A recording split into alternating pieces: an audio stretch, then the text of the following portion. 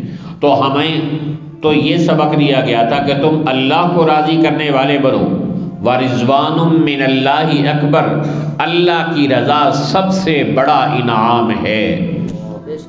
حضرت امیر معاویہ رضی اللہ تعالیٰ عنہ نے حضرت سیدہ عائشہ صدیقہ رضی اللہ عنہا کو خط بھیجا کہ مجھے کوئی خصوصی نصیحت لکھیں، تو انہوں نے فرمایا نصیحت نہیں، میں وصیت بھیج رہی ہوں، اور اللہ کے نبی صلی اللہ علیہ وسلم کی ایک حدیث لکھ کے بھیجی۔ وہ حدیث کیا تھی کہ جو آدمی اللہ کو راضی کرنے کے لیے لوگوں کو ناراض کرتا ہے، اللہ لوگوں کی ناراضگی کے لیے اس کو کافی ہو جاتا ہے۔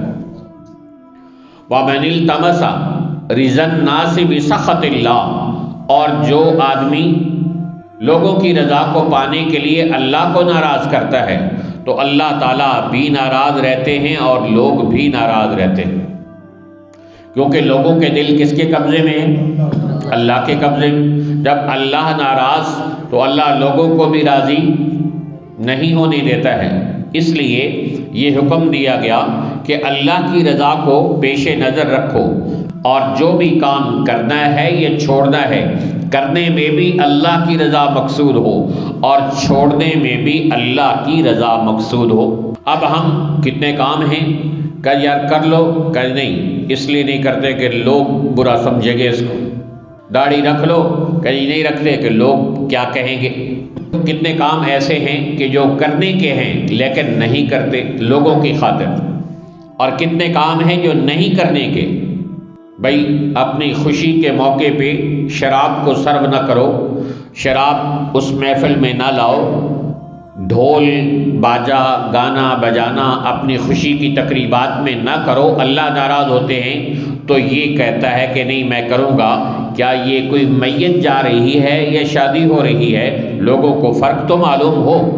تو یہ شیطانی بہانے بنا کر اللہ کی رضا کو پس پش ڈال دیا، اور جو کام اللہ کی رضا کے لیے ہونے چاہیے تھے وہ چھوڑ دیے، اور جو اللہ کے حکم کے مطابق نہیں ہونے چاہیے تھے وہ لوگوں کو خوش کرنے کے لیے کیے جا رہے، صرف اپنی ناک اونچی رکھنے کے لیے۔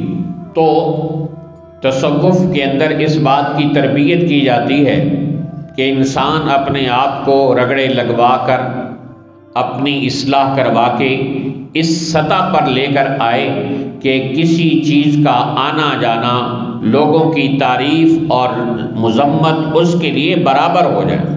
نہ لوگوں کی خاطر کوئی کام کرنا ہے، نہ لوگوں کی وجہ سے کوئی کام چھوڑنا ہے۔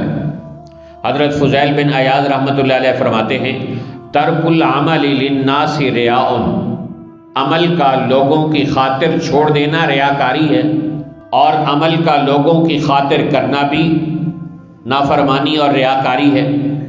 میرے والد صاحب رحمۃ اللہ علیہ فرمایا کرتے تھے کہ امام غزالی رحمۃ اللہ علیہ کا فرمان ہے کہ لوگوں کی رضا کے لیے عمل کرنا بھی ریاکاری اور ان کی وجہ سے چھوڑنا بھی ریاکاری ہے۔ ایسا ہوتا ہے کہ شروع میں انسان عمل کر رہا ہے، کوئی ریاکاری نہیں، اور درمیان میں ریاکاری پیدا ہو جاتی ہے۔ اسے ایک آدمی آیا، مسجد میں اکیلا تھا، کوئی نہیں تھا دیکھنے والا، آیا، اس نے نفل پڑھے، قرآن پاک کی تلاوت کرنے لگا، دعائیں مانگنے لگا۔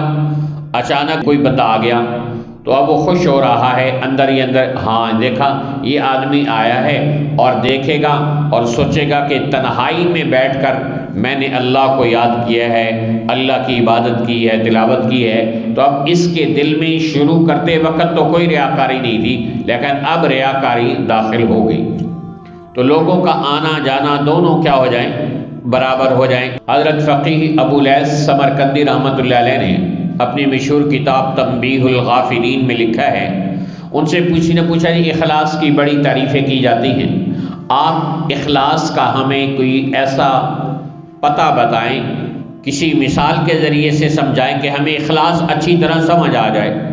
تو انہوں نے فرمایا کہ کبھی تم نے چرواہے کو بکریوں کے درمیان نماز پڑھتے ہوئے دیکھا ہے؟ کہ جی بالکل دیکھا ہے۔ تو کیا چرواہے کے ذہن میں کبھی یہ خیال آتا ہے کہ میں نماز پڑھ رہا ہوں اور بکریاں دیکھ رہی ہیں اور بکریاں مجھے بڑا بزرگ سمجھے گی؟ انہوں نے کہا جی بالکل، چرواہے کے ذہن میں یہ خیال بھی نہیں آ سکتا۔ تو کہا اسی طرح مسلمان کو ہر عمل اللہ کی رضا کے لیے کرنا چاہیے، کہ لوگ دیکھیں یا نہ دیکھیں، خدائے علیم و بصیر تو دیکھے گا۔ جس کے لیے کر رہے ہیں وہ تو دیکھ رہا ہے۔ حدیث میں آتا ہے کہ اگر نیکی 70 پردوں میں چھپ کر بھی کوئی کرتا ہے تو اللہ تعالیٰ اس کو ظاہر کر دیتے ہیں، اور برائی 70 پردوں میں چھپ کر بھی کوئی کرتا ہے تو اللہ اس کو بھی ظاہر کر دیتے ہیں۔